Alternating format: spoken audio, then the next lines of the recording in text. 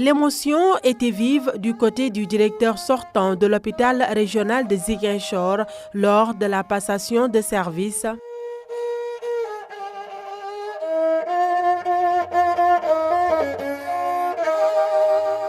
Après 4 années passées à la tête du dit hôpital, Ndiamé Diop passe le témoin au docteur Gabriel Massène Senghor, occasion pour le directeur sortant de faire le bilan de ces 4 années. Par rapport au chiffre d'affaires, nous avons trouvé un chiffre d'affaires de 35 millions mensuels.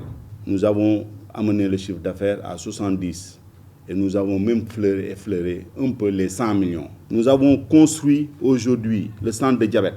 Nous avons ouvert beaucoup de services. Le SAU, nous l'avons ouvert. Ensemble, nous avons ouvert le service d'hospitalisation. Nous avons réhabilité la pédiatrie. Qui connaît la pédiatrie sait que la pédiatrie n'était pas comme ça.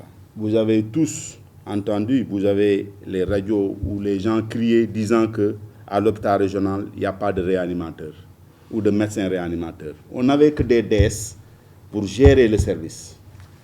Et avec l'accompagnement du ministère, on a eu 3 anesthésistes réanimateurs. La gastro, la néphrologie que nous avons créée, la neurochirurgie, le service de neurochirurgie.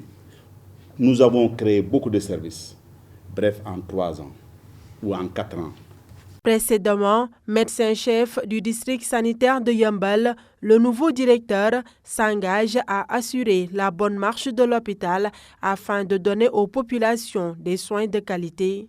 Dans cette perspective, je m'engage avec l'ensemble de mes collaborateurs, en juxtaposition avec la vision Sénégal 2050, à améliorer la qualité de l'accueil et de l'orientation des clients en réduisant au maximum les délais d'attente et de prise en charge des patients, tenir compte des droits et devoirs des usagers.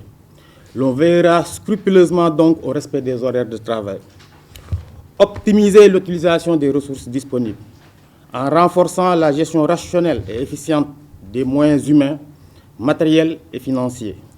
Nous nous engageons à assurer une transparence rigoureuse dans l'ensemble des procédures de gestion en conformité avec les exigences de bonne gouvernance. Cette démarche tiendra compte des réformes récentes ayant impacté les EPS, tout en intégrant de manière proactive les contraintes et difficultés structurelles auxquelles ils sont confrontés. Améliorer la qualité des soins, l'orientation vers le patient et le respect de ses droits doivent être au cœur de notre action.